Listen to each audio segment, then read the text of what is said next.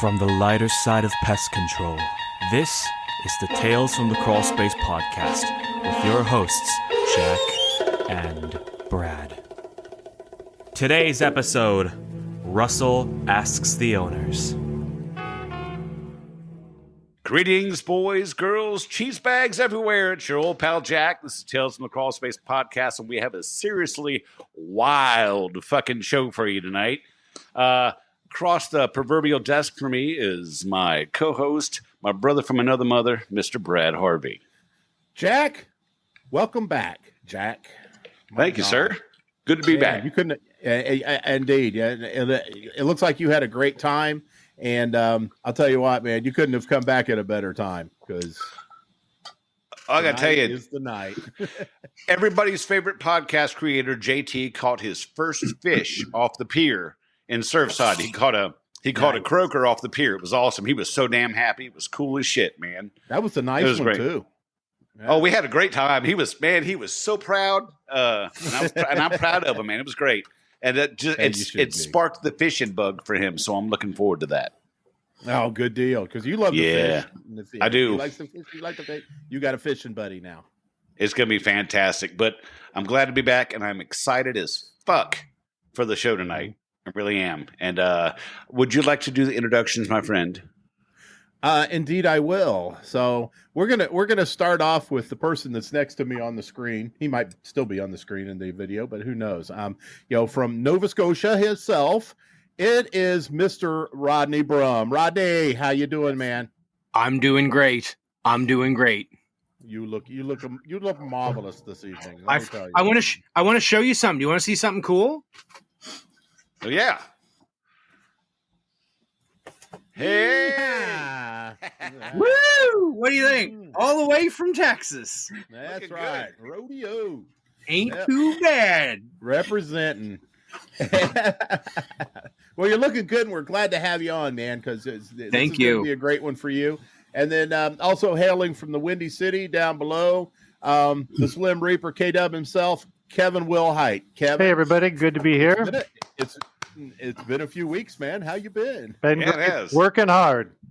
Yeah, it's awesome. Nice. Yeah. You were telling us earlier today that you've had a hell of a week, and so I'm glad you were able to spend some time with us, because if there's anybody that needed to be on this episode tonight, it's you. So sure. Welcome once again to the show. Kevin is a frequent flyer, and we're glad to have him on. Hell yeah. Great. Okay. Grab the beer. Thanks. Grab the beer and let's do this. Okay, now all the way over from the Great Pacific Northwest, we have the Nords. We've got Kandyce, we've got Brandon, and we have occasionally their kid and their dog that may pop in on us. And so, Nords, it's good to see you again.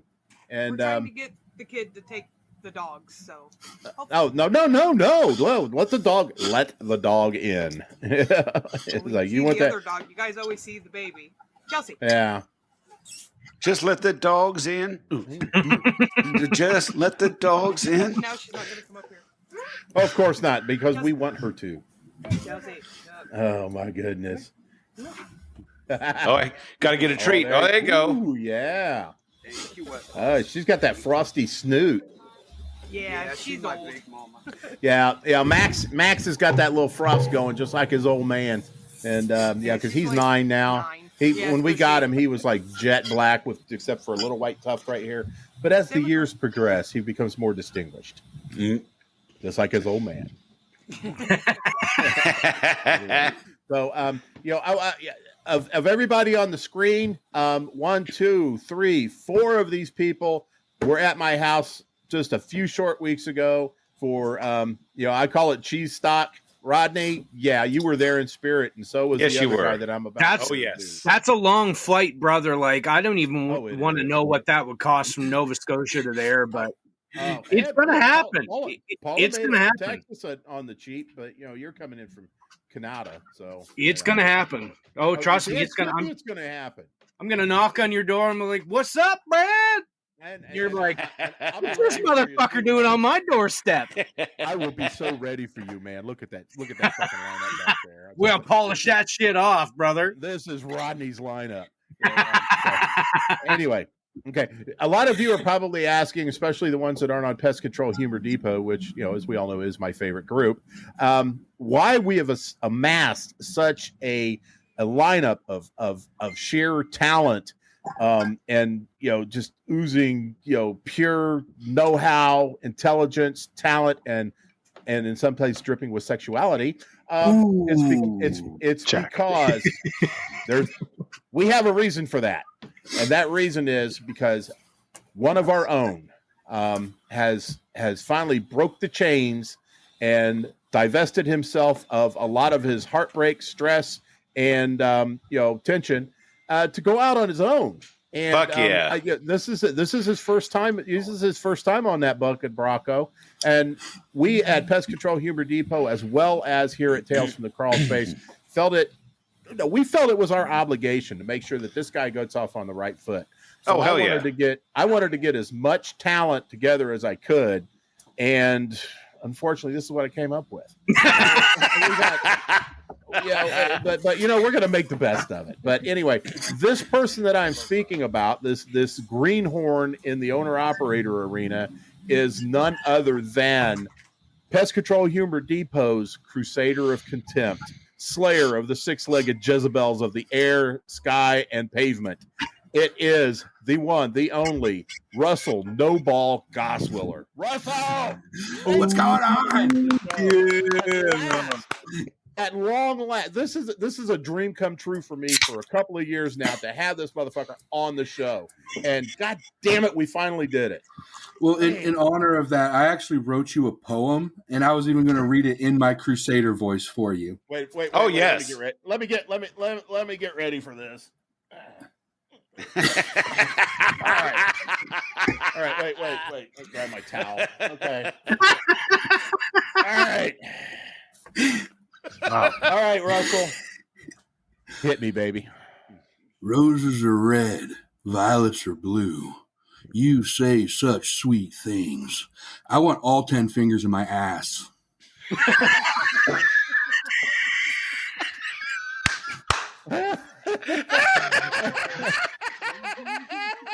Was that technically haiku? I'm not sure. Oh, fuck. My friend, you shall have it. I just spilled my beer. All 10 fingers and maybe a well-trimmed toe will be yours. Yeah, well trimmed, but yes. And as always, Russell, my soaked panties will be in tomorrow's outgoing mail. Man, I love the smell last time, so I'm looking forward to this. Hey, man, the older the pepper, the hotter the salsa. So. Hey, Russell, while Brad cleans himself up, I mean, he might have to get a warm rag. No, while he cleans himself up, this is a badge, dude. That's staying. Oh, okay, fair enough. I want to let you know that the Nords and I have been batting around the idea of a yearly vacation, and we want to come down and see you for our first vacation, hang out with Mr. Russell. So just want to let you know that you're earmarked for a trip. So nice. Okay. Yep. I'll start looking for plane tickets now. My ass is there. I am invited, right? Of course you are. Of course you are. And we're gonna and some of the other guests. Jenny was in on that one. She wants to come down too. So we'll all have a good time.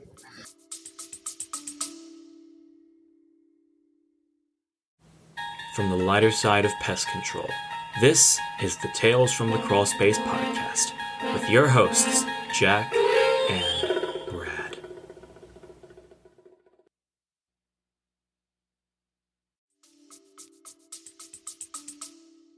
Now, we could bring her on as and carry on. Oh yeah, she fits in that little cubicle for the bag. She fits right in that exactly. Little cubicle. Yeah, you can take this on the plane if you can fit it in this. That thing. It's like the Jenny just slide it in. I can just put her in my pocket. No problem. Nah, she might. Yeah.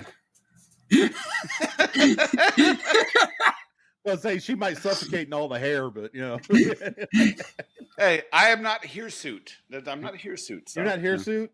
Okay. But hirsute sounds like hairsuit, so that just kind of fucks everything up. Yeah. Like, you sound more Sasquatch-esque. Oh God. Well, the reason we are here today is Mr. Russell is going to talk to all the different owner operators and pick their brains. So that makes Brad and me window dressing for the show. We may be here for color commentary, and we do have a "you can suck it" story towards the end. So everybody here has been charged with coming up with a proper insult for this "you can suck it" story of the day. But other than that, the show is all Russell picking the brains of the people who've been very successful in their owner operator business. And everybody's here to learn, me included. I may be retired, but goddamn it, I can still learn something. Hell yeah. Oh, man. No, I honestly, this is a really huge honor that you guys asked this of me. Thank you for setting this up. It's I am beyond terrified, but also extremely excited. So it's a fun mix of feelings. My brother-in-law and I are doing this together. And it is a wild, wild ride, but I do appreciate y'all showing up for me. And I'm trying to find my list of questions here. Hey, we got your back, brother. Yeah, we got you, dude. There we go. All right. One of the first things I was kind of curious about is, because, we have a Facebook page for Dragonfly Pest Management, but, everyone always talks about you want to Google business. But when I was trying to set one up, you had to have an address. But we operate out of home, and I don't exactly want to put that address down. Is there a way that you guys know of doing like anything on Google or setting up? I saw a couple hands. I'll let y'all hit me. We are actually also out of our home. We had to put down our house address, but you can set it where Google won't show it. Okay. If you don't have a home address, then they don't verify your business, and then it's this whole blah, blah, blah bullshit with them. I'll reiterate that. Like with setting up my Google, it took an awful lot of attempts. I was literally, because I'm out of my home as well, and so I literally had to make them a video, Google, in order to get verified of my truck and then some of the equipment, and then walk down to the road and show them the address sign at the end of my driveway in order for them to verify. It took me probably 5 to 6 weeks to get verified because they kept kicking it back.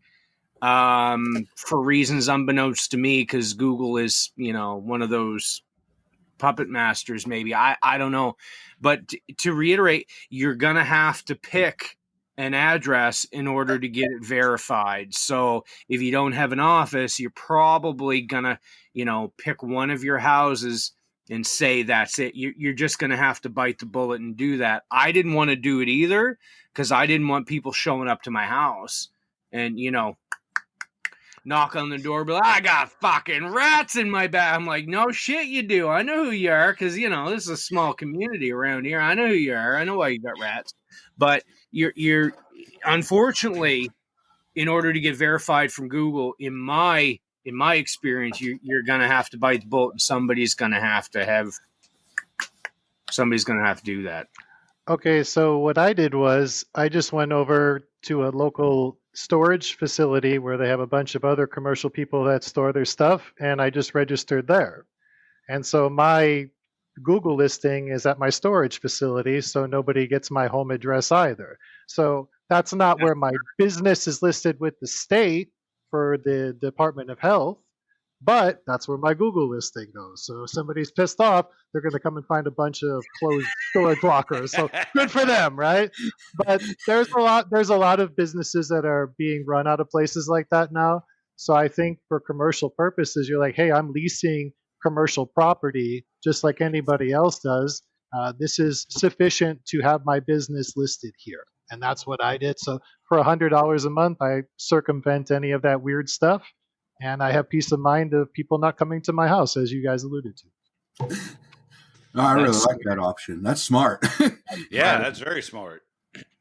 I was going to say a P.O. box, but I don't know if they'd accept that. But oh, okay, good to know. That's gotcha. All right.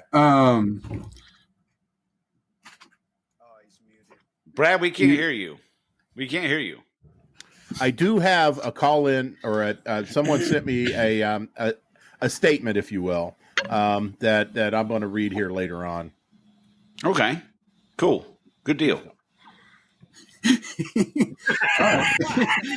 That's not vague or ominous or. Brad, he's like, hang on, I'm going to read the paper later. I'm going to read need something, everybody but I'm to going to pay do it later. Yeah, I believe you fucking. I've got an itch on my body somewhere, and my finger's going to smell funny, but y'all have to figure out where it's coming from.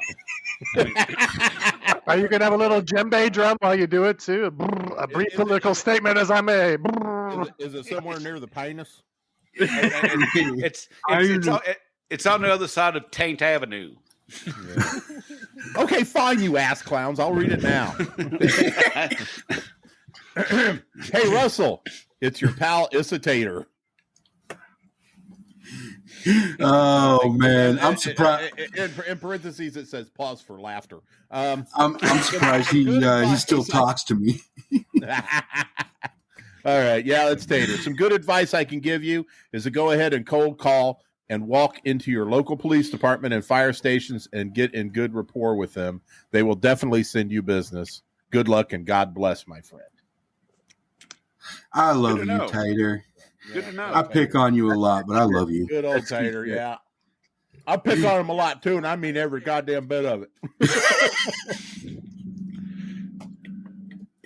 Everybody loves them some Tater. I'm Irish. Okay, what else you got? All right. What are your preferred methods of advertising, and do you prefer paid or unpaid, or how do you go about with getting your name out there more than just walking around? I see you, Rodney. Oh baby, listen, just keeping your me and you one of these days. No, I can already taste the Tim Hortons, baby. Oh no, sing Hortons. Listen. So, you know what? In all honesty, if you're a dude with a good reputation with your clients, your old clientele, any clientele in your area, word of mouth is key. Word of mouth reputation is going to beat everybody's road signs. It's going to beat everybody's, $10,000 radio ads. None of that stuff means anything if you don't have a good reputation. So if you're going to, I see the Nords shaking their heads, right? This is you now. So if you're going to go out there and you're going to make a name for yourself, that's on you. So you don't need to go and spend all this money on advertising, especially right off the bat. I mean, if that's your bag, baby, do it. But get the ball rolling with who you are and what you can do for people. And that's going to get your bankroll going. Then if you decide you want to expand and have more, that's all good. But in the beginning phases, get things going just by you, who you are. Facebook is an amazing thing. Facebook, TikTok, Instagram. I sell so many jobs because of my goofy ass TikTok videos. You have no idea. I will literally get a phone call saying, look, I saw you doing this in somebody's basement on TikTok. I got shit in my basement. I want you to come have a look. And I'm like, you know what? Hell yeah, I'm on my way. This is how much an inspection is. Then let's get the ball rolling. Next thing you know, the bill starts racking up.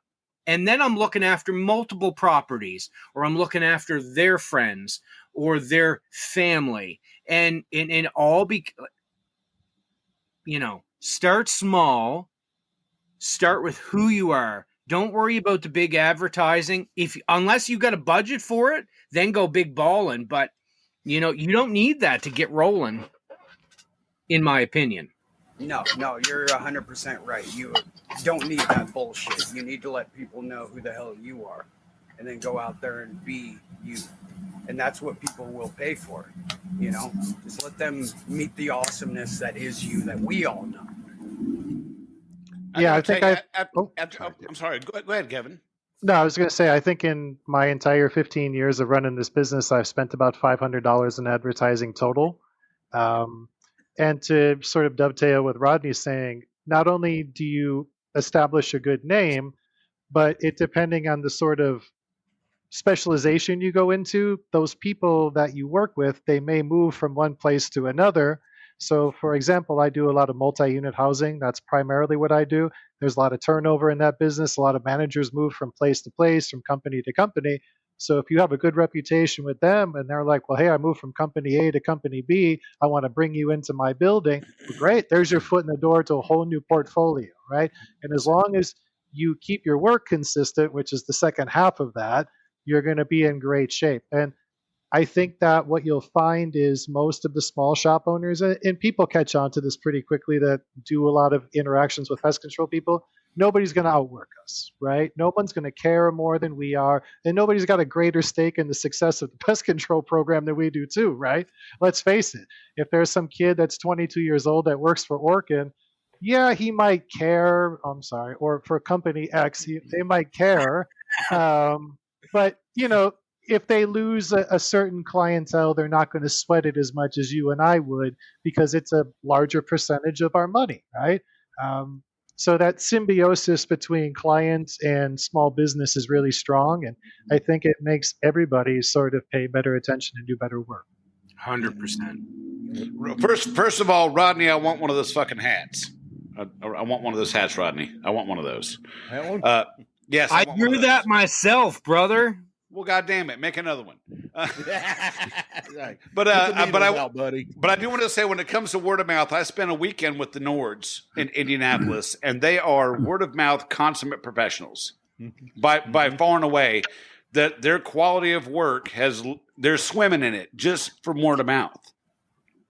And I wanted to throw that 2 cents in there about that before they go ahead and talk about it, because they know what the fuck they're talking about, and as everybody else does. But I have it on good authority that the Nords know what's up when it comes to word of mouth. And we literally got a job, or was it two, while we were on vacation. Yeah. It was the mole job, and oh my gosh. I think it was a rodent job, wasn't it? Yeah. No, I'm not going to say his name. Yeah, no. But yeah, just by people going, hey, so and so told me he fixed his problem. Oh, ants too. Yeah. So it's 3. All while on vacation in Indianapolis. We were making money while we were on vacation. You were in my city.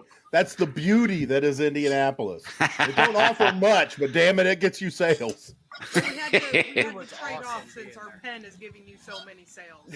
Oh my God, that pin, the Nord pin. I have a special spot right on the. I have made like a thing where it's got little clips on it that I can put it right on my dash, so it's got a special place, so it doesn't fall into the seat or get Dorito dust on it or anything like that. It has a place of prominence in my thing, and I tell you what, 95% close rate with the Nord pen. And that is the smoothest writing pen in existence. It's so fucking smooth. Russell needs one. Yeah. Like I said, like I told everybody on a private chat, I said it writes as smoothly as Paula sings. Oh my and God. As bold as Russell talks, and it feels good in the hands like these nuts. Or not in some cases. These nuts. It's almost like having my penis in your hand. Almost. Penis. No, I was actually only if the Nord pin was like that, you would need to write things with 2 hands. That's right. That's correct. That's correct.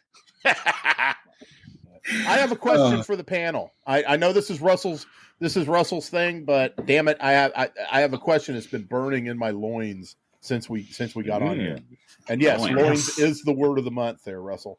I'm moist. Moist loins. Moist loins. Are we going to get to my question or what? Okay. Okay. My question is, what are you drinking? Anybody start? I'm drinking Old Speckled Hen, which is a British lager that was first made in Gibraltar when it was a British protectorate. It is a red lager, nitrogen infused. The closest thing to Kilkenny I can find. So, Old Speckled Hen. Awesome. I have got the Chimay. This particular one is the Doree Ale brewed with spices. I'm a And Grand lo- Reserve person with Chimay, though. The blue label. I'm This- Grand Reserve. This was the last of the 4-pack, Jack. So Oh, fair enough. that's a- Fair And enough. you The saved it fair. for this- the Grand and you Reserve saved it for was- this show. exactly. God, Hey, man. Brad. It was spicy like Jack.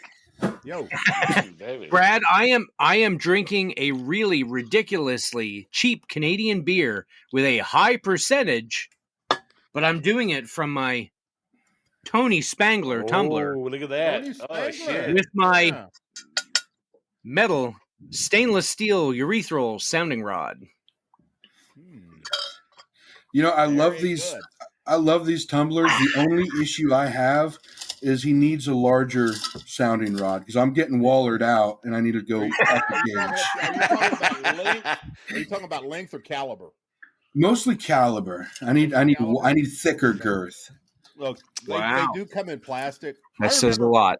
I remember Burger King. They had the straw out one for their shakes. They were trying to advertise the thickness of their shakes. They call it the fucking pipe. Okay.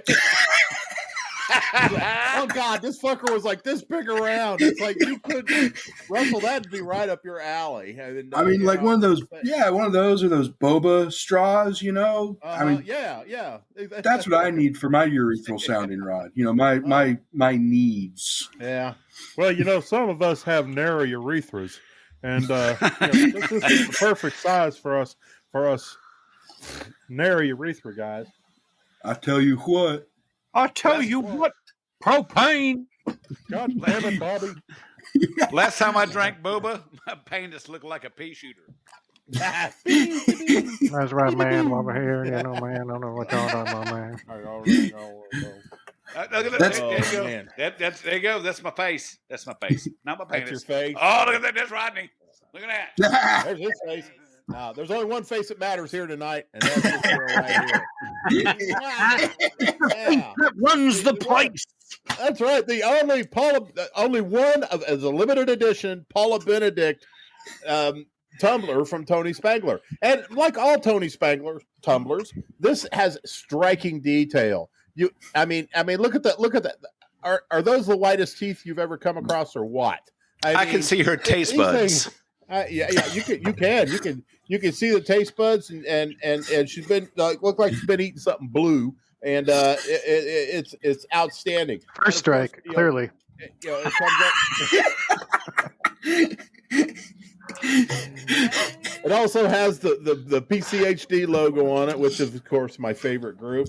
And every Tony Spangler comes with some safety features, which of course is the rubber bottom. Rubber bottom. As Jack will illustrate. But Yes, I will. I mean, this is only the accessory to this. Nice. Just punch that bottom, buddy. Punch that Like a thirsty dog drinking out the toilet bowl. bottom. Apparently, we're all saying I let the dogs in tonight. Sound like stirring mac and cheese. Comes like, and once again, yep, surgical stainless steel urethral sounding rod. It comes in straight and curved. I'm using the straight one tonight because I am drinking out of the Paula tumbler. Everything's straight up in this bitch tonight. Yep. It's straight. It's hard. It's long. It'll do your trick for you. You know, having trouble getting that shit out. This is the thing. And so for all your needs, for your thirst quenching needs, to getting rid of it once you drank it, there's only one thing to remember. If you got Peronis, reach for Tony. Steal urethral sounding rods. What? Awesome. I never get tired of that jingle. I fucking love that jingle. Oh God, dude. And your lad did a hell of a job on that. If you got Peronis, look for Tony's urethral sounding rods. Ding. Oh, damn. Oh, the group sing on that one. That was perfect. At the party. My God, I'm still amazed we could fit that many people on my deck. And I stress for that. I stress the deck. I was like, Well, if you spit on it first, you can slide more people in there. That's true. Spit on it first. Hawk Tua. Back to it.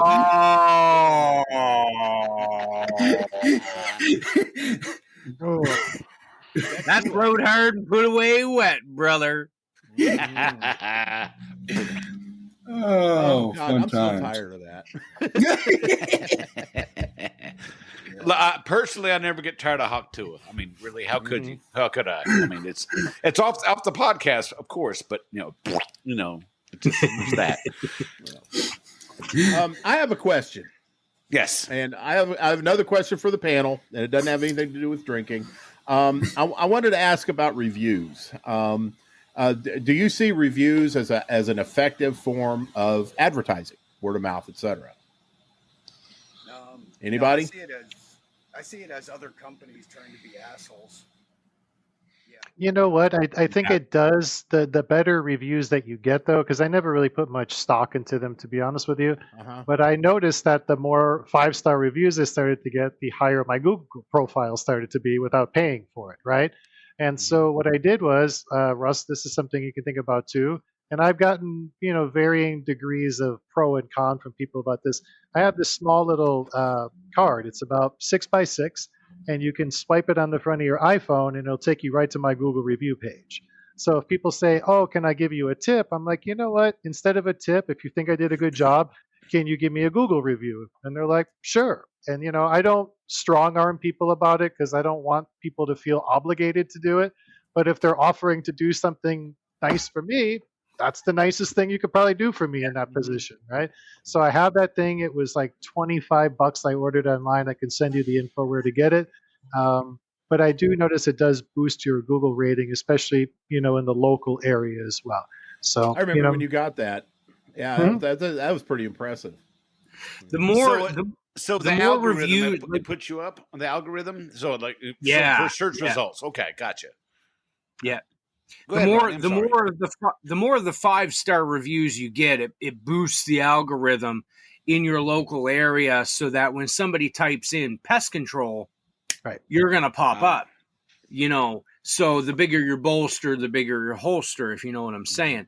But like again, with Google reviews, like myself, I haven't gotten a whole lot of Google reviews because that's not really how I run my business. So my business is very much a personal, face-to-face community business. So it all depends on how well you're known in your area as well. So me being from a local small area, I run, 3 counties. So for you guys, that would be, I don't know in the States what that would be. So counties, we have counties here in Nova Scotia, eh? Boy, jeepers, you drive the Conestoga wagon there, So we've got the province of Nova Scotia, but then I only run about 3 counties. I run, Lunenburg County, Kings County, and Queens County because, Lord save the Queen. So that's what we, but the more I get to know people and the more I get to know the more well-known people in those areas, word of mouth has just been so good for me personally. But yes, again, like, if you're going to push the Google reviews and boost your algorithm, you can't lose, man. You can't lose. So use all the tools you have for free. Like, don't waste anything. If you can push your Google reviews, if you can push your word of mouth, all I smell is success, right? Like, that's just it, It was a really bizarre thing at first, though, Russ, because when I started to use that thing, people started to call me. And like Rodney said, mostly of my stuff had been organic from people that I worked with. And, this person would recommend me this person. So people would call me and they'd ask me for a quote. And I'm like, how did you get my number? Just out of curiosity, because I couldn't connect them to anybody. And like, oh, we saw you on Google. And I was like, oh, what do you know? So the more of those that I started to get, my phone started to blow up. And not necessarily always the people that you want, but any sort of connection to other people that you can establish is a good thing. I even had one guy give me a 5-star review. I didn't charge him a penny because there was nothing that really needed to be done. He had some box elders that were like swarming around his shed. I'm like, brother, you can come out here with some soapy water and take care of this. 5-star review, and I got 5 more calls the next week because of it. So it's a nice little thing for small business, small budget to increase your numbers. Now, from a standpoint, you know, I promise to keep quiet, but you know, I got from standpoint of the only person on this episode tonight that still actually works for somebody else. I find that at least, you know, speaking from my standpoint, Google reviews are great because they not only do they generate more business, but people ask for me specifically, you know, because it's like, you know, they mention my name in the review. It's like Brad was this, Brad was that, you know, Brad, you know, blah blah blah. And Brad was a hunk. Everybody's asking. And Brad was a hunk of what they didn't say, but you know, you know, but Brad cuddled with me and called me a lady, you know. Yeah, exactly. But damn it, if it gets me a stop and I'm on production, then yeah, I'll call you whatever the fuck you want. Yeah. But you know, and a lot of employers, you know, also, you know, give little bounties for, you know, for reviews if they mention your name, and you know that puts a little bit of extra money in your pocket. But it also brings in business for the company itself. Be it just you know, an owner operator like yourself and everything. I see the positivity that a Google review gets. They are hard to get because, you know, you could ask 100 people to visit your website, maybe leave a review and whatnot, and maybe 3 or 4 of them will actually do it. Right. But you know, but like Kevin said, that one generated him what, 5? You said, you know, so yeah, I mean, you know, there's definitely a place for it.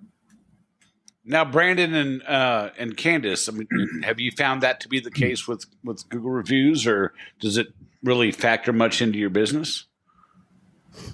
I'd say it does and it doesn't. Like, people new to the area, they'll, of course, Google review, and I guess we're like number 4 or something. I think we were 3 last time. 3? Yeah. Okay. Ours is more word of mouth. We have a smaller community, an older community, you know? Yeah. So it's a lot of like, hey, who do you use? Stuff like that.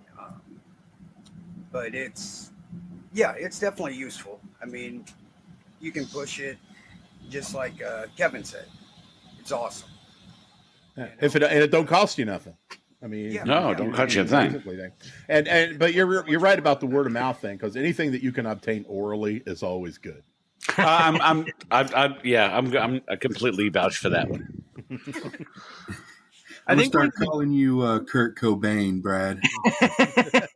I think your head game blows my mind. That's fucked up. That's so fucked up.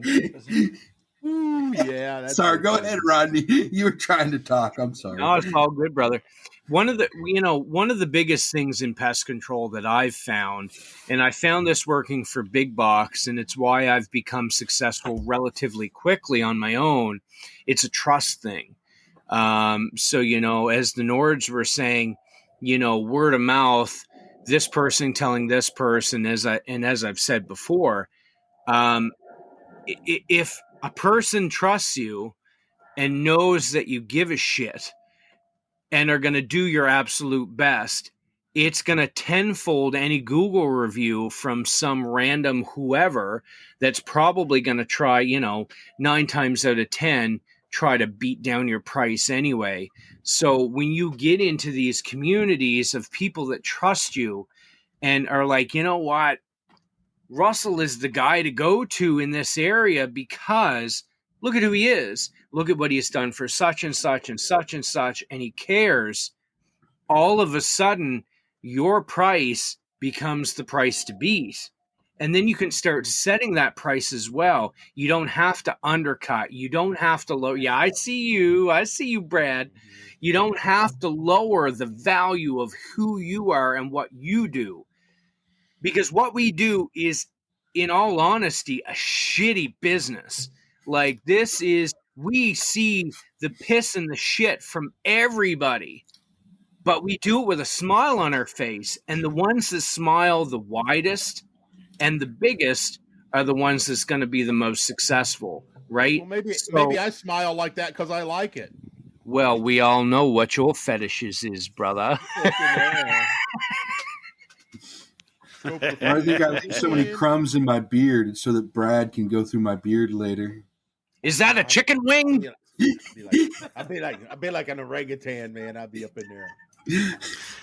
See, Russell knows the beard has its magic properties. It does. Yes, it The does. mystique, and I am a fledgling bearder right now because I want to get a head start on No Shave November, and this pisses my bride off because Flavor saver. She does not like my beard. She likes the goatee, but when the weather starts getting cold, the nights start getting longer, the beard comes out because it's insulation. I mean, I can't tell you how many times I've been out trudging around in like 2-degree weather. That's Fahrenheit for you up there in Canada, and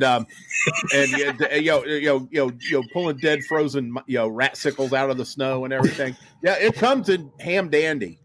I don't get frostbite on my neck vagina here. Things get cold up in the Great White North, brother.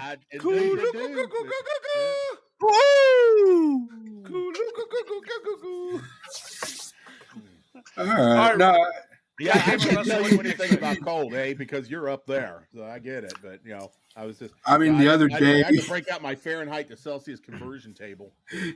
The other day, how cold was it, Nords, when I was bitching about being cold? It was like, 62, 63. And I'm like, I'm freezing today. What? You wouldn't make it in Chicago, buddy. That's for sure. No.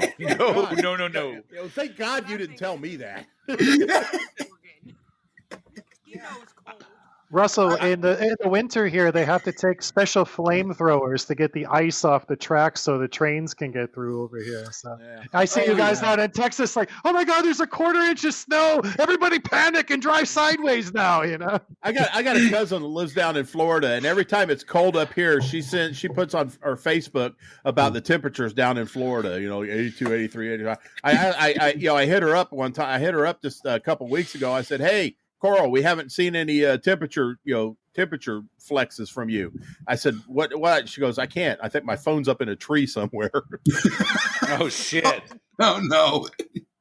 Well, Russell, I've had 34 degrees on the mountain over the past couple mornings, so.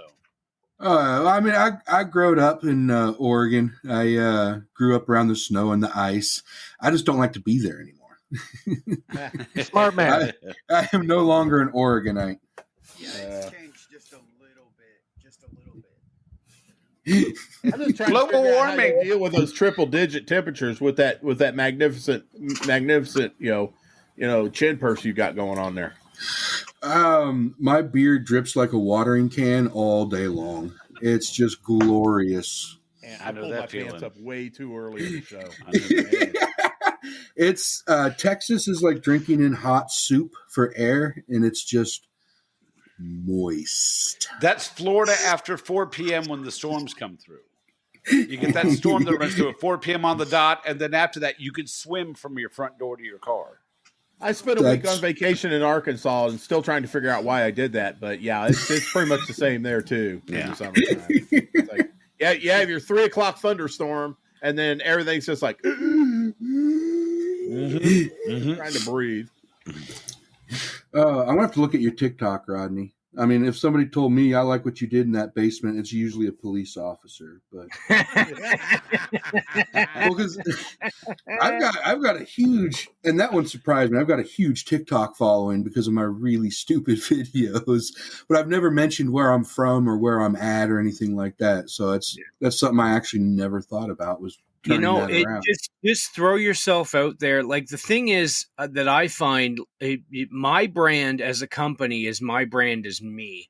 There's absolutely no bullshit. There's just, this is me 100%. So if you want me to come and give a shit about your problems, then call me to come and give a shit about your problems. It's not, you see all these big companies that put out all these ad campaigns. So one rat in 6 to 12 months can become 1,250 rats within 1 calendar year. And I'm like, you know what? You can stick 1,250 rats straight up your asshole because none of you give a shit anyway. Your ad campaign, all it cares about is money.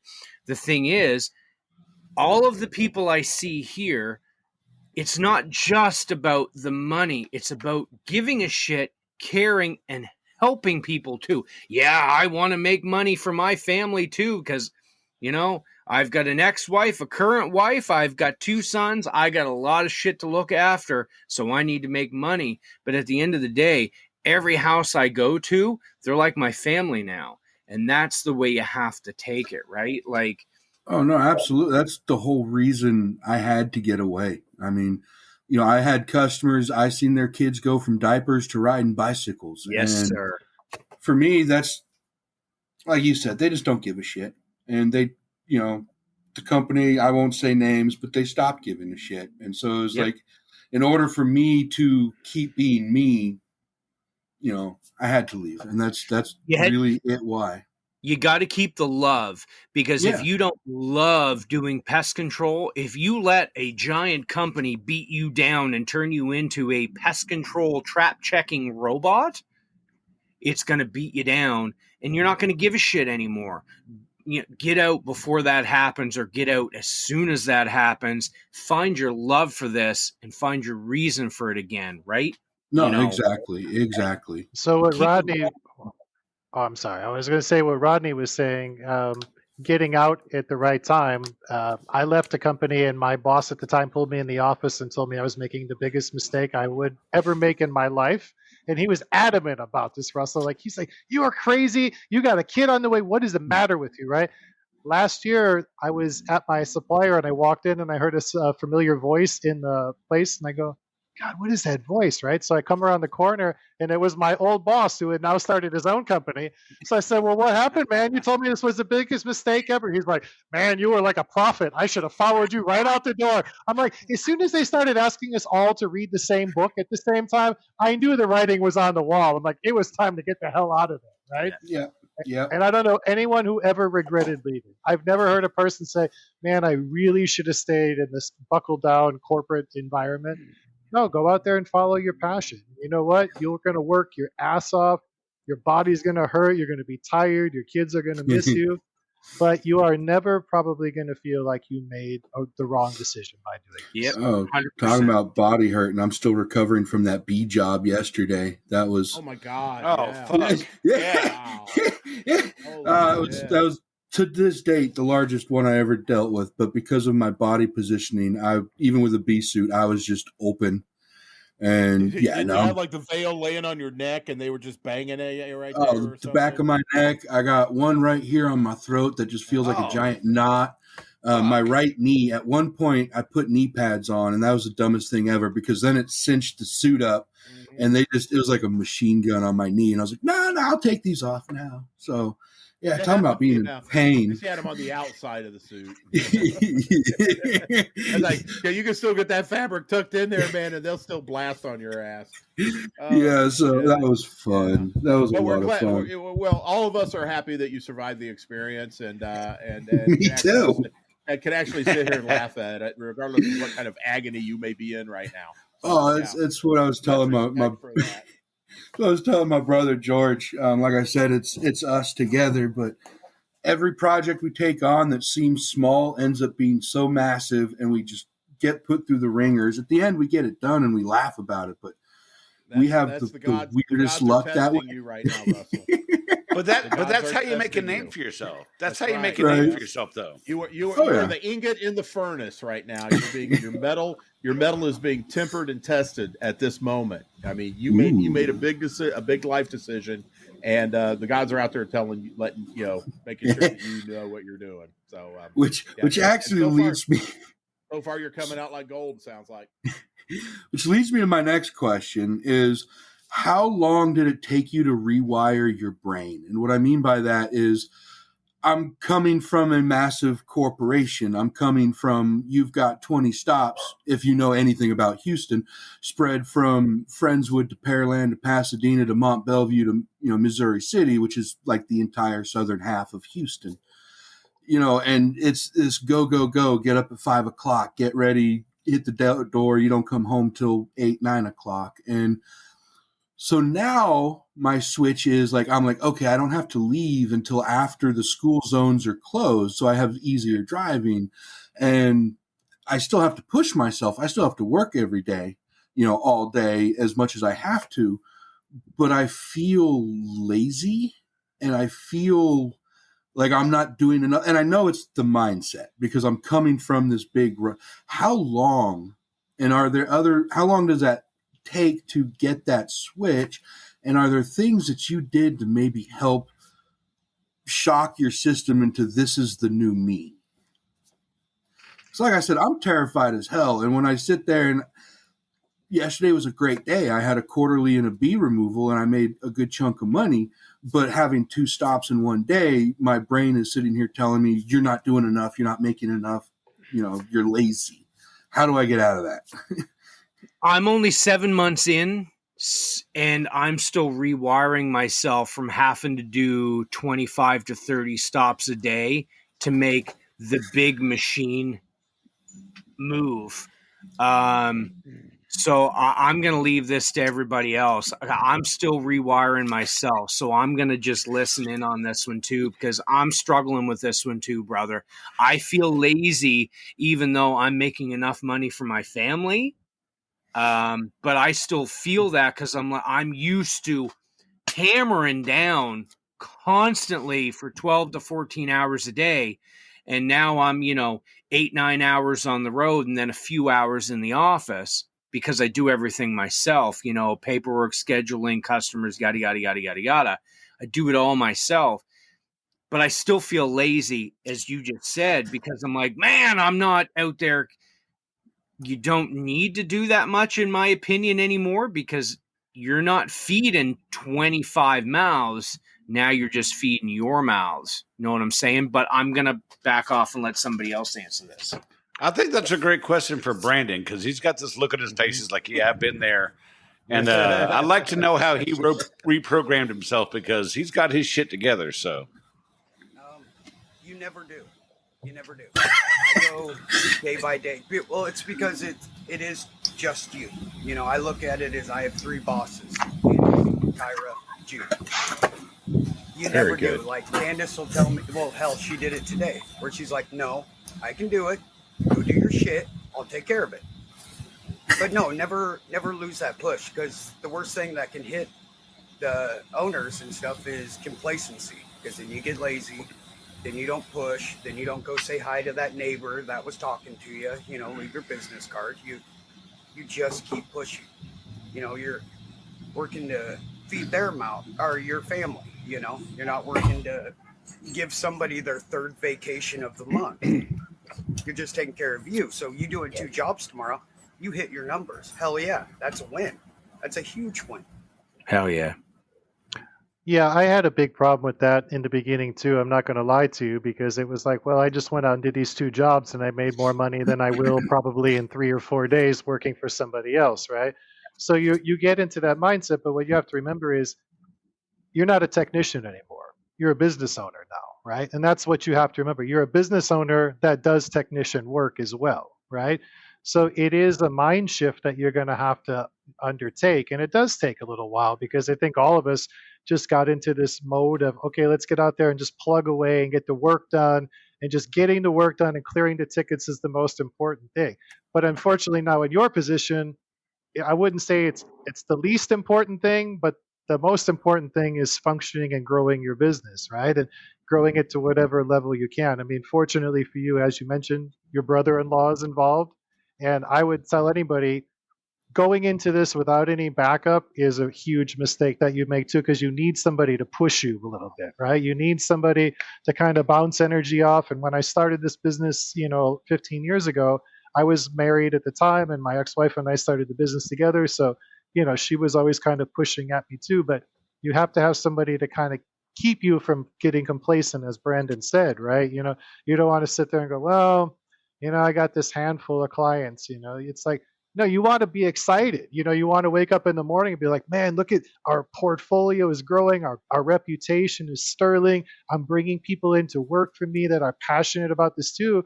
And the great part about that, Russell, is you're saving those people from having to work for a shitty company too, because they're going to work for you, right? And they know that you're intense and you're serious about doing a good job. And that is infectious as hell to the people that work for you, right? But, the other side of that is You have to do the work and you have to work hard. So there is a lot of pressure, and there's going to be times where you're going to second guess your choice. But I will tell you, after a while, it is totally worth it. And that's not just a money statement, it's a lifestyle statement too, right? Yeah, no, I mean, I've been on, I forget when I made the announcement of, stepping away from my last company, and I've already quit at least once since then. So I get that. Yeah. I have a question I'd like to ask real quick, and you doesn't have to have a protracted answer or anything. But whenever I talk to a business owner or something like that, especially towards the beginning of the their venture, they always say things like, "I didn't pay myself until for like X amount of time. I didn't pay myself until that." What is the definition? I'm asking you guys. What is the definition of you paying yourself? I mean, you still have to eat. You still have to make sure the electricity stays on. You still have to do all these things that any working Joe has to cover in their life. So what is the definition? What is your definition of paying yourself? I have a salary that I pay myself, and then we look at the books at the end of the year and try to make the best decision about what to do with the money from there. Sometimes that's reinvesting it in the business. Sometimes it's doing other things. Having a good accountant is also one of the cornerstones of having a good functioning business, and somebody that you can trust. So just like in our business, they want, everybody wants to trust their pest control guy. I would tell you, definitely make sure you find a trustworthy accountant that would advise you, because as you grow and make more money, sometimes you end up making less money because the tax penalties will increase on you too. So you want to have somebody to advise you on those pitfalls, because you don't want to go out and do a whole month of work and basically go, "Here you go, Uncle Sam, this is all just for you." Russell sweated it out in August just to kick it back to the government, right? So that's definitely something to look out for. Now, ours is a little bit different. We don't take salaries because we're not an LLC or anything. We're just doing business as. And since it's just us, through financial people that I have talked to, we can just take owner draws out of our business account to our personal account. So that's what we do. Obviously, we don't just like every drop of money that comes into the business account, we don't throw it into our personal. That's stupid. But obviously, after we get through the bills and everything, having that little bit of extra, that's paying ourselves. 6 months into this, we had enough money that we were able to buy me a brand new car. Just a few months ago, we bought Brandon his brand new car and gave his old one to our oldest. So we're running a 2024 Outback and a 2022 Crosstrek. I mean, they're brand new. That's fucking awesome. I never would have been able to do this previous to anything. But the little things, it's those little milestones that you're like, I would never have been able to do this with whatever random company I worked for prior to this. It's the little things, and then you just keep building on the littles until it's the big things. Right. So with me here in Canada, I'm considered what's called a sole proprietor. Whereas it's just basically quote unquote self-employed. I basically just have a higher paying job, but it's because I do multiple jobs, as you, the Nords, do as well. You're doing everything yourselves, only it's just me doing this myself. I don't have any backup. I don't have a phone a friend. I don't have anybody. It's just me. You got you, boy. Yeah, You got more friends to phone than you think, buddy. Oh yeah, but the whole thing of that, as far as drawing it, I don't draw a salary, so everything goes into one big pissing pot. I pay all of my business expenses. I pay all of my house expenses. I pay all of my family expenses out of the same thing. And if there's anything left over, I consider myself a success at the end of every month. But that's really how it works for me. I'm not in Canada. It's called incorporating. It's not LLC. It's incorporating your business. And then I would draw a salary, which I may do at some point because there's tax breaks and tax incentives. Again, I don't know how the difference between Canada to the U.S. works that way. But I know as a start off, starting with literally no money and going in debt, a huge amount of money to buy a truck, buy my product, all of my initial stock, all of my licensing fees, going in debt this giant amount and just saying, fuck it, fuck you, big box. I'm just going to go and give her hell. At the end of the day, sole proprietor was the way to go because I'm making it work. The bills are paid. All right, that's what it's all about. That's why he constantly calls me the boss That's lady. literally the boss lady, so I don't have to. I figured it's just because she bossed you around all the time, but There's a whole kink associated with that, by the way. There's a whole kink for that. Ooh, Yeah. yes, it is. Yep. Yeah. Yeah, see, Brandon knows. He's like, yep. Okay. So I've before hogged- my I've next- hogged- I've hogged Go Russell's time, so Russell. No, you're good. have at it. I was going to say before my next question, Rodney, the biggest difference between America and Canada is we don't get paid in maple syrup down here. And back to I don't Indian either. bacon. I get paid in fucking high percentage beer, brother.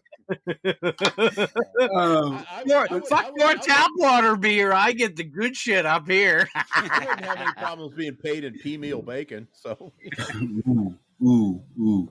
Now, another question is, what is a comfortable amount by yourself per month customer wise, like reoccurring customers? Obviously, there's going to be the one shots, there's going to be the specialties, but what would you consider for one person a comfortable monthly amount of reoccurring services? It all depends on your needs and your bills, in my opinion. I mean, I would like to say recurring, a minimum 20K in Chicago. 20K a month? Hmm? Woo! Well, his population density is up there for Chicago, though. There's 6 million people in the metropolitan area. Basic- so- I'm driving 45 minutes between customers, so I ain't getting to 20K, brother. I mean, that's- we're the that's bedbug like capital of Houston. the United States. So, you do Mhm. 3 or 4 bedbug jobs in a day. You got your nut right there, I've got my nut as well. the one. No, it's just the one. But no, that's a lot like Houston. We are just a massive cram of people over a very massive space. It's like 2 hours to get to Houston from Houston, so it's a big area to cover. I gotta pee. Be Jack's right back. pissed. Keep going. All right. So, keep going. All right, let me- Ooh, I hate to see him. I wish he would like Frank Drebin in the Police Squad movie where he still had the microphone on and went into the piss. Yeah, I hate to see him Enrico leave, but- Palazzo's peeing. Well, fuck, Rodney left too. Shit. Like, Oh man, I would unhook my laptop. I would walk to the bathroom, and I would just stand there with it. Like I think when he heard me say 20K, he's packing up to move to Chicago. yeah, either that or he's moving up. oh man. What you stealing boxes for? Oh shit! Oh. The only problem though is like there's so many of them, Russ. That's the problem here. Like today, I was in a trash room and they were feeding on rat scrubbers, so I finally killed all the rats, and now the bed bugs have nothing to eat. So I'm standing in the middle of the room while they're all coming at me on the ceiling, and I'm taking the vacuum over my head like a horror movie and trying to suck them all off the ceiling before they can dive bomb onto my head. I'm like, I guess what, Jack. I went to guess college Rodney for this, decided to do the same thing. What's that? I guess Rodney decided to do the same thing. You inspired You him. gotta go. Really? You got to go. You got to go. That's right. Gotta make my bladder gladder. Yeah, I did something I haven't done in a long time. I asked the customer if I could take a whiz in their bathroom, and it was an older guy. He got it. I said, look, I take my Flomax around 11:30, and this was about 2:00. I said it starts kicking in by now. He goes, it's right in there, buddy. Go for it. And I did leave a quarter on the sink for the attendant, who was obviously on a coffee break. But I used a customer's bathroom one time and only one time on a termite dig, and He was very nice. He let me go use the restroom. And it's funny, George was there with me. I sit down and I don't look around until I'm done. There is no fan, no ventilation system. There is no toilet paper and no smell good sauce. And I unleashed like rotten Taco Bell. And I'm just like, what the hell do I do? Never used a customer's bathroom again after that. I was like, nope. It could be worse, Russ. You could be in a unit where they told you nobody was home and they let you in and you realized you were about to get sick like that. And then you sat down and halfway through the guy walked into the house while you're in his bathroom and you have to go through the door. There's really no graceful way out of this one, is there? And he goes, I'll leave some bleach by the door. I go, thank you, sir. Oh, Brad and I had stories about that. Brad, do you remember that story where the guy come out, the homeowner showed up early and walked right through the waft that came out of the bathroom? Yeah. That was horrible, man. That's like knocking on it's like knocking on someone's door and no one's answering, so you think you're safe. You let out just the nastiest rip, and then they open the door. I've actually made rodent sales on that. Just like, I think there's something dead around here. My turn now. So, all right. I had one last question that I really wanted to ask, and it was more on the lines of pricing. And I know that's, affected by where you live, your needs, things like that. But like I've been working with a couple people for, their lower income, fixed income retirees. And how much of a discount is too much of a discount? Now, I had somebody ask me if I could go down to 40, and I told them absolutely not. I can't survive on $40 bi-monthlies. That's insane. But still knocking $20, $30 off, how much does, for y'all that have been doing it for a while, does doing discounts like that hurt you in the long run? Or is that something that's feasible? Because I'd like to keep with that community, though. I've always gotten along with old people. Ask Brad. But oh wait, he's not here. But so I like that community and I want to help them out as much as I can. But because of their fixed income, they're not going to be able to do the $120 bi-monthly like other people are, or the $100 bi-monthly. So, I was just kind of wondering what y'all's brain picking on that is what is too much of a discount or what is an allowable discount? I think it depends on how much of your business that's going to be. And I think that there's other places where if you can offset those losses, then, you do what you have to do. So some of the property management companies that we work for, they have thousands and thousands of properties. So a couple extra bucks on the invoice doesn't mean squat to them, right? But to some old lady, like you're saying, 20 or 30 bucks could be the difference between eating for a day or two, right? So I'd say that there's no hard and fast rule on that, unfortunately. I know it's kind of a cop-out answer, but I think you just have to go with your gut more than anything on those things. And if it's somebody that has a lot of friends, it's a double-edged sword because they're going to say, hey, this guy does it really, really cheap. Call him. And then, it's like, well, now you're doing a bunch of bad work. One thing I've learned about this is the only thing worse than no business is bad business. And if you're losing money and you're not making money that's sufficient for you giving up your time too, which is ultimately what you're selling blocks of your time and expertise, right? And if you're giving that away for nothing, it's a diminishing return after a while. So, you have to figure out what your market strength is, who you want to go after. And yeah, if you get a couple of grannies in need every once in a while and they got a good boo-hoo story, fine, throw them a free service if you got to, right? Sometimes the good karma will find its way back to you, I walk up, put my earphones on. All of a sudden, I hear "Granny's in need." And I'm like, oh, God, this is going to be good. And he's like, "Oh fuck, free service now." I'll jump in on that, Russell. I'll jump in on that, and just to kind of reiterate, that point with the free service, I've gone into situations as my own business owner where I've walked in knowing I wasn't going to get paid, but based on the situation that I saw, I wasn't going to walk out without doing the job. And it's not because I don't want my business to succeed, but I want myself to succeed as a person as well. So there is a fine line that you walk. As long as your bottom line is being met, as long as you're being successful, if you see somebody in need and they need a couple of bucks off a service, fine.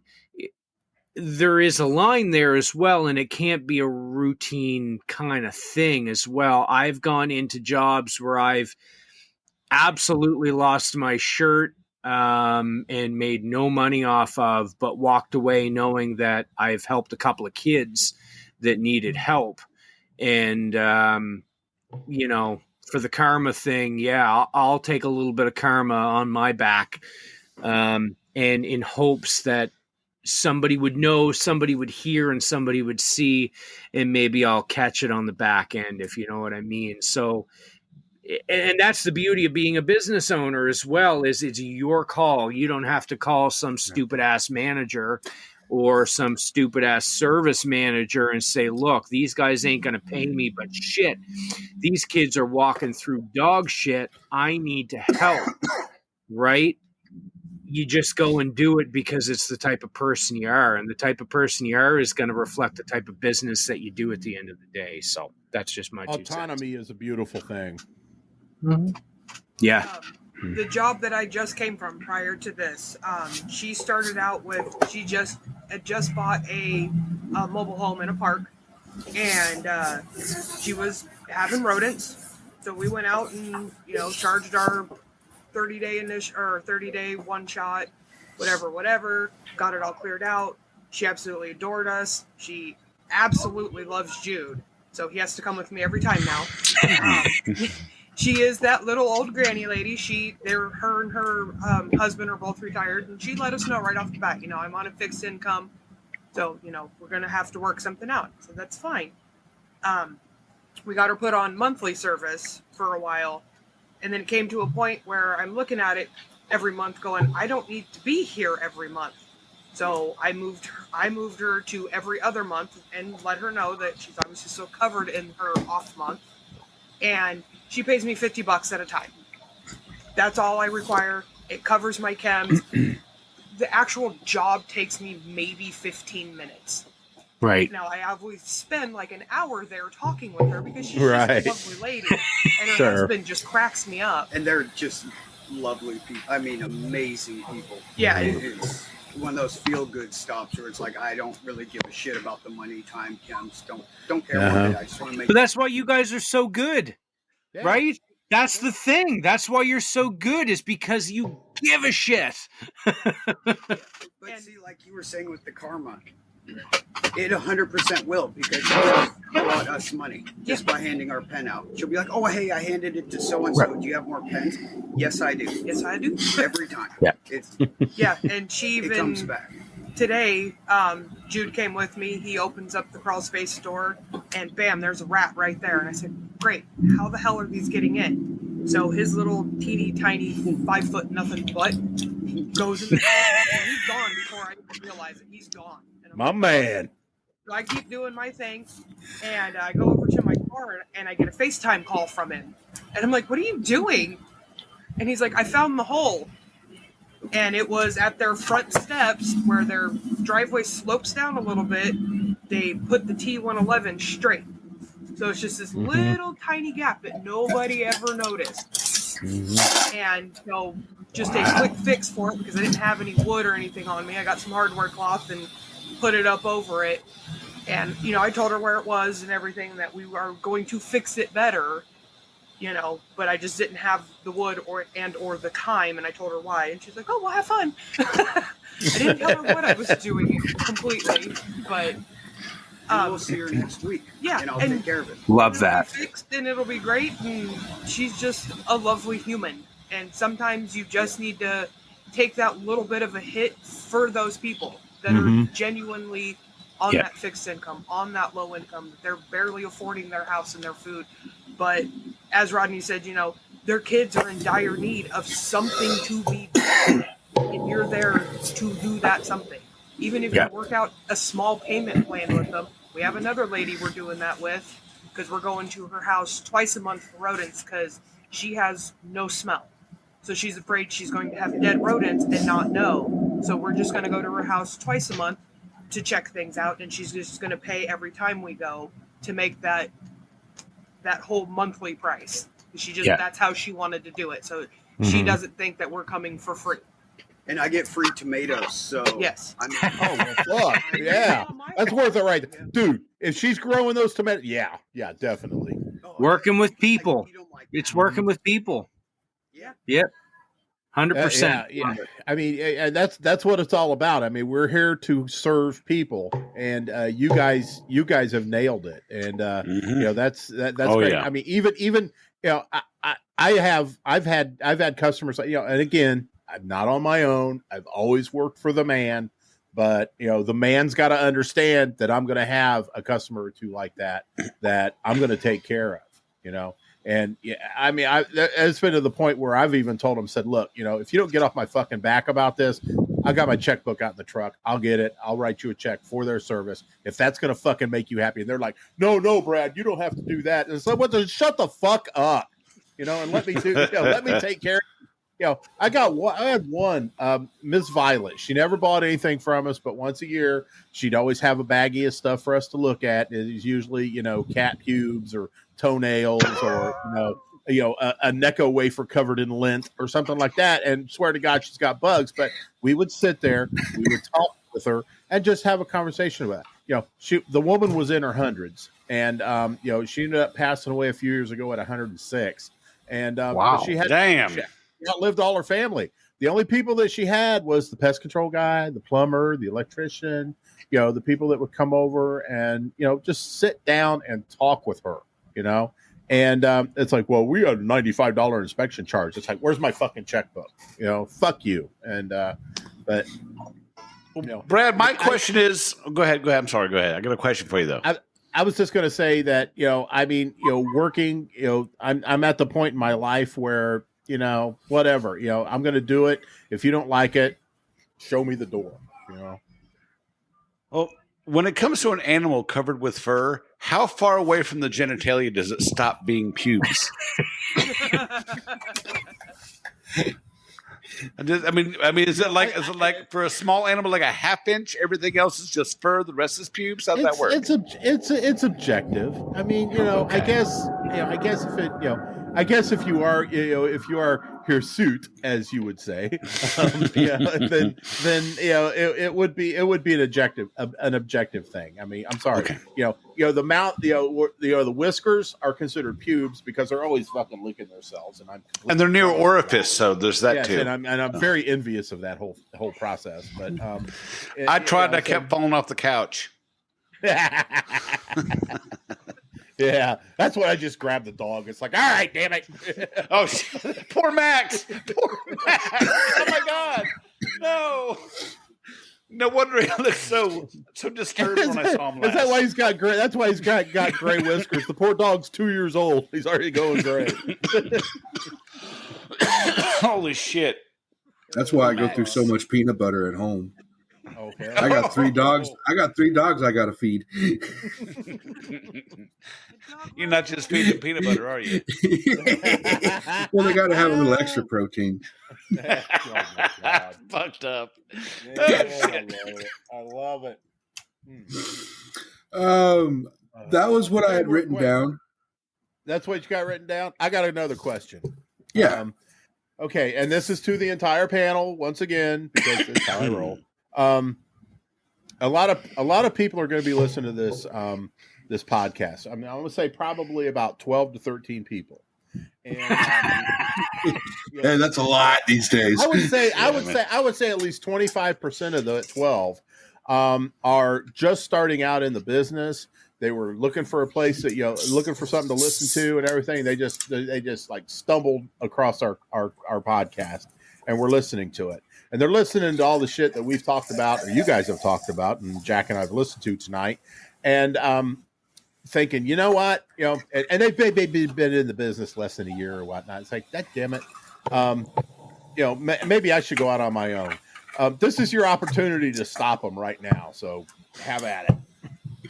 Oh shit, that's the easiest question I've heard all night. Okay. You're welcome. Did I mention how terrified I've been since I made the announcement? Like, So I kind of want to wake up and puke every morning, and I'm still adjusting. Russell, from about the beginning of May until the end of September, October, you're going to be more like a concept to those that love you instead of an actual person, right?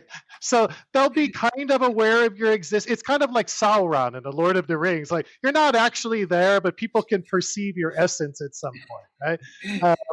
That was the hardest part in the beginning, was just working like a madman and sort of learning to dial that back a little bit, especially having kids and other things, and understanding that like there is more to life than being a small business owner, and like not letting it take over and become your whole personality. So that would be the one thing I would caution people about. And the second thing is just working yourself to death physically. Like, you know, a lot of people don't even think about that part, but you got to take care of your body too. You know, you have to do certain things, and you know, you have to stretch. You know, Brad has been, you know, a great role model for me, teaching me Tai Chi, yoga, and other forms of Eastern meditation over the years. Repulse the monkey. Exactly.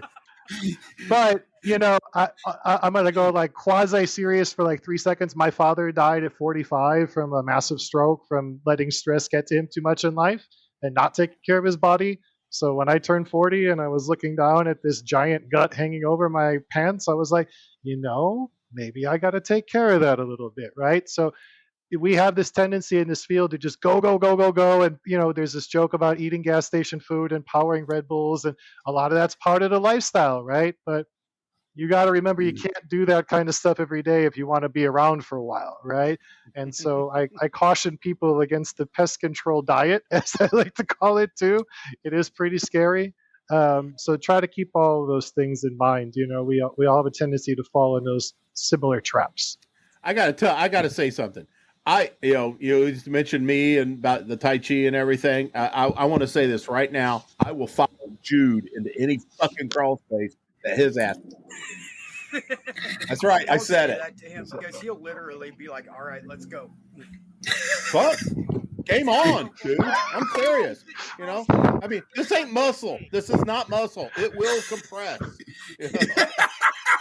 You know? Russell can attest to this. Are you like a mouse? As long as you get your head through, you're going to be all right.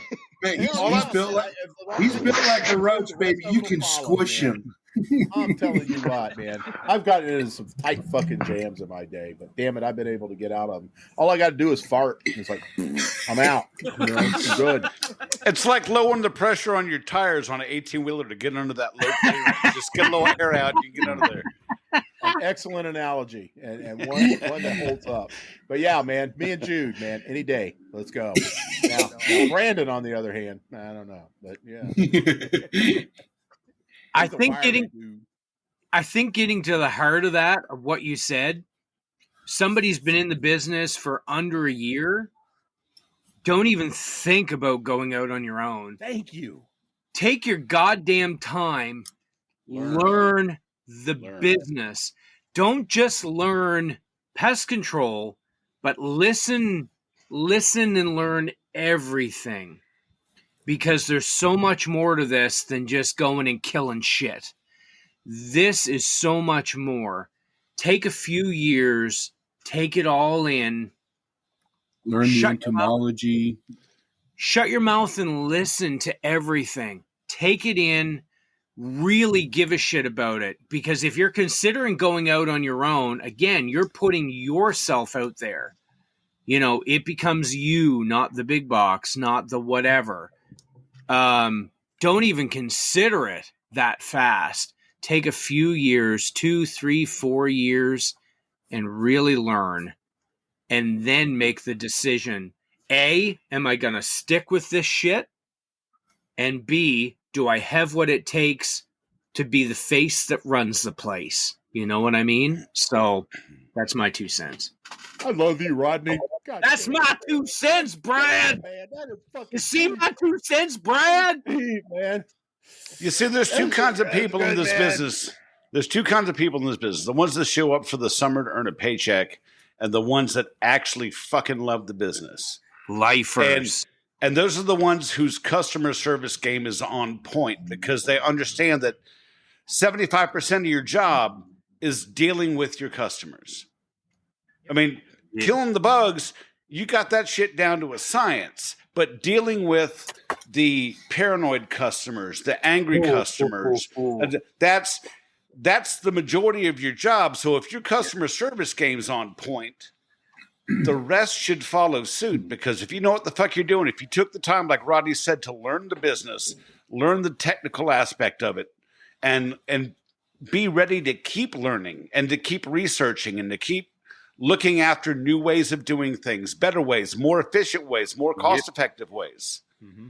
As long as your customer service game's on point and you're staying up on the newest thing, you got it, but you have to fucking learn first. And learning is also with customers. You have to learn how to deal with rejection, to deal with, it's not, you can't just jump into it.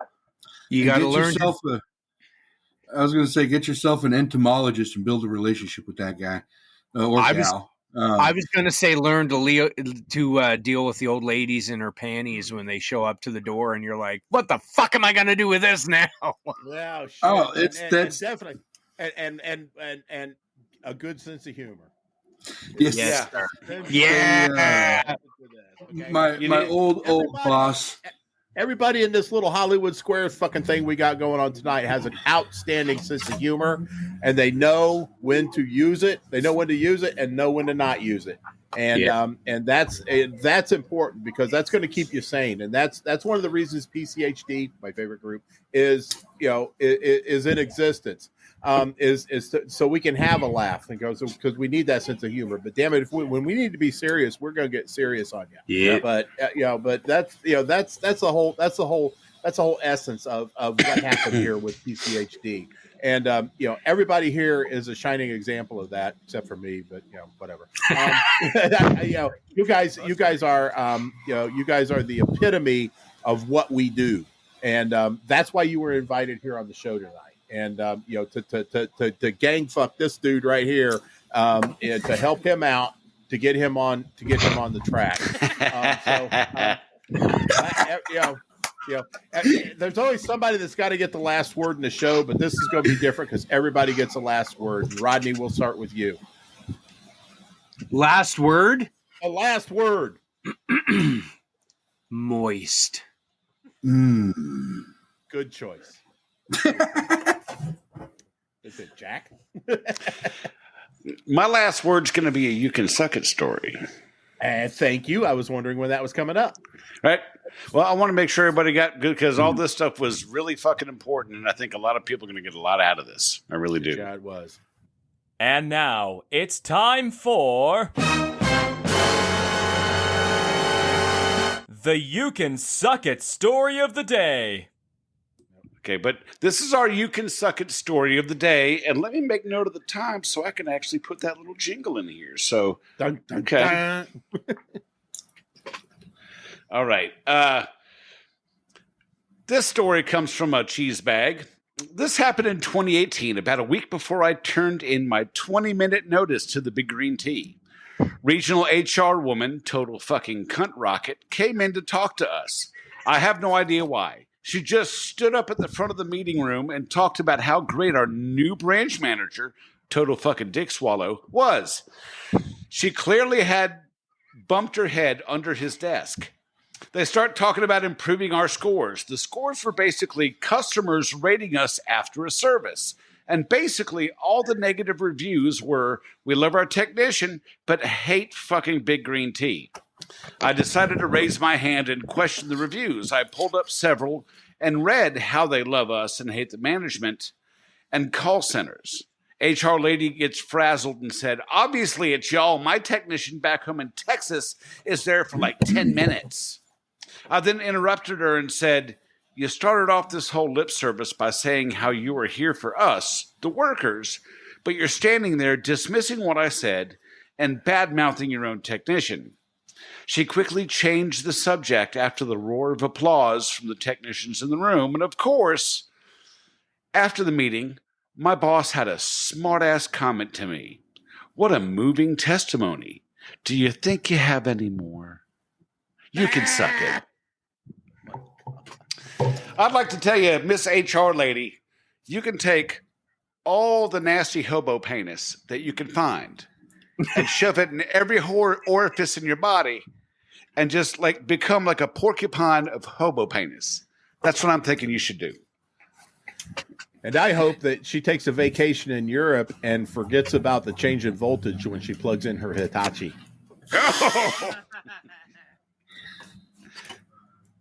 Anybody else got one? Come on, we got one here. I hope she gets trapped in a room with a Bluetooth speaker and my son is on the other side of the locked door with his iPod. Ooh. I hope she gets so covered in good boy gravy that her own family won't recognize her. Oh, drenched. May every time she takes a shit, her anus prolapses. It probably already does. Stop that. Good time. All right, Nord, what you got for us? You want to go first? Nope. I hope you make up more words like operations and people and business culture. Oh, dear God. Culture. Okay, Nords, you got any last words for the greenhorn? You can do this. Fuck everybody else. You can fucking do this. And don't be a bullshitter. If you do not know the answer, you don't know what to do, fucking tell them. I'm not sure. I haven't seen this issue. I will figure it out for you, though. Don't pretend. Don't fakey bullshit. Be Honesty truthful. wins. Honesty will always win, even if they're going. You explain how you're going to figure it out. You know how many times I've had to say, I don't know how to do this. Let me call Brandon. And I mean, you have your brother-in-law. Same thing. If you don't know, which you have the knowledge that I didn't have when I first started, because I was fresh out of, being a stay-at-home mom, right into pest control. She dove into the shit show like head first. I did. Hey. Don't be afraid to say, I don't know. That's my biggest thing for you. I would think that my biggest thing would be to always remember the big picture, especially days where it's really hot and you're under the gun and you're frustrated. Think of how long it takes to cultivate a relationship with a client and think of how little time it takes to destroy it. So as the Nords are saying, and Rodney too, you have to keep your service levels high and always focus on the big picture. Something I like to do if I'm in a really bad day and I'm having a hard time, I like to imagine in my mind that I'm already home and showered for the night and thinking about where I'm at and how I would do it different if I could go back in time. And look, here I am. I'm back in time. Let's get this done the right way, right? And I'm telling you, it helps me to mentally kind of push through sometimes, So just keep your eye on the ball. Not every day is going to be great, but some of them will be, and those are going to be really memorable days in your life. For me, and it's kind of echoing what the Nords and what you just said. It's something my wife says to me all the time on my hardest days, and it's quote unquote, "Look how fucking far you've come." Yeah. Amen. Mic drop, motherfucker.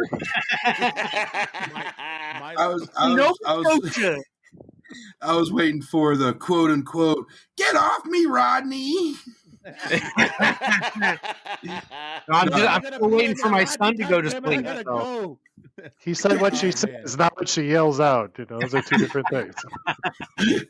No, I want to say thank you so much to everybody. I talk to the Nords and Jack and Brad like every freaking day. I bug the shit out of them.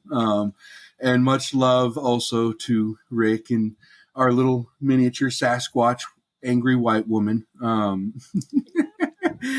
But no, I appreciate y'all, and I appreciate you guys taking the time to listen to me, talk to me, have some fun, and also give me some knowledge. Like I said, I know that everyone always says the first year is the hardest year, and I'm very much new, a couple weeks into this. So I know I will be twitching and shaking and terrified for a good chunk of the next portion of my life. But I know I have a family I can go to, and you guys are amazing. And anytime I have a question, y'all are always so fast to answer me. So I appreciate you guys, and I absolutely love you. Thank you. Except Rodney, he can go fuck himself. Fuck you. Listen, hey, I was about to be inspirational and say, believe in yourself and reach out, motherfucker. But fuck you from Nova Scotia. Fuck it. Started a border conflict, Russell. Good job, buddy. I want to give you my last words here, real quick, Russell, before we close it out. I mean, listening to everybody give you guidance and direction has really put a warm, fuzzy spot in my heart, and it's one that a little bit of bourbon. That's not the bourbon; it's the fact that these guys took the time to give you some nuggets of knowledge and wisdom that they've learned throughout their months or years of doing this, and are able to give it to you instantly. You're embarking on a quest, a journey that a lot of people have only dream about doing, myself included. And you're good, and it's true. I get that you're stressed. I get that you're worried. That you get, your anus is probably leaking on many occasions during the entire day. There's a puddle on this chair right now. I'm telling you. Exactly. You're worried about, you're concerned about, what the future, if you made the right decision, things like that. And through all of that, Russell, I envy you. You are, you have taken a gigantic step that in my 33 years of doing this business, I was reluctant and afraid to do. So I salute you, my friend. One of these days we will meet in person, and you are going to get the handy that you never fucking had in your life. I tell you what, man. You got more rocket sauce in that one ball that you have remaining that I have in my entire body, and you will. No joke. Win, lose, succeed, fail, live, die. Eat shit, whatever. You will always have my respect for what you did a couple weeks ago, and fuck yeah. For that, I salute you, and I will always, forever, until the day I die, look up to you, man. Damn right. I love you, Brad. I love all you guys. Thank you so much, and Miss Nord. But I just appreciate all y'all. Thank you. Not go out there and kill the room down. No, I'll bring it back up. Wait, ready? Happy early birthday, Brad. Happy early birthday. Oh. Yeah, that's so funny. It's my milestone birthdays for both of us. She's turning 40. I'm sorry. I wasn't supposed to say that. Oh my God, I'm so embarrassed. I don't care. Okay, good. Turning 40. Still a youngin'. And I'm turning 60. So yeah. Hell yeah. And her life is, she's got a lot to look forward to and a lot to look back on. And so, Kandyce, for you, happy birthday. Happy birthday, lady. Happy birthday, you good looking motherfucker, you. or I guess daddy fucker. But, there you go. Yeah. Good save. That's so funny because today is my mom's birthday. Tomorrow's my wife's birthday. So it's just a time of birthdays. It is. Oh, so I got to say something to your wife then, don't I? Please do. Ooh, in your voice. Greetings, sweet lady. I hope you have the most sensual, amazing birthday you could possibly ever have. And when you get moist, listen to my voice just to realize this is all because of your birthday, your vaginal eviction day. I hope you have a fantastic birthday. I love you.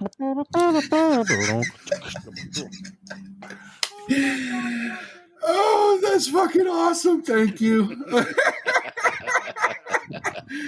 Oh, man. It's kind of weird Rodney for best spoken word performance, no doubt. And then you got Brad making that background music. I mean, that was just perfect. It was an amazing collabo, man. You guys are amazing. Real quick, one more thing before we close it out. This was going to actually be a panel of one more, but I want to give a shout out to Oli Ivy. He apparently had some medical issues that prohibited him from being on the panel tonight. So I want to wish him the best. I want to pray for a speedy recovery, and so he can get back to following his dream of one day opening his own pest control company. Get better, Oli. Get back here so you can get on better, the show, Oli. man. You'll Feel make better. it someday. That's right. We've been rooting for you for 2 years now. Mm-hmm. All right, Jack, get us the fuck out of here, will you? All right, boys, girls, and cheese bags everywhere. On behalf of PCHT, our favorite group, Tales from the Crawl Space, the Nords, Russell, Rodney, Kevin, Brad, and myself, you got to make sure you glove up for Kandyce and bug off. Bug off. Bug off. Y'all come back now. You hear? Oh, thanks for listening to Tales from the Crawl Space podcast. Jack and Brad will be back next week with another great episode. TFTC can be found on almost every podcast provider available, and you can also find us on TikTok at TFTC 2.0, Instagram at TFTC Podcast, Facebook at the Pest Control Humor Depot Group, and our website, www.tftc.wtf. Don't forget to subscribe and share. See you soon.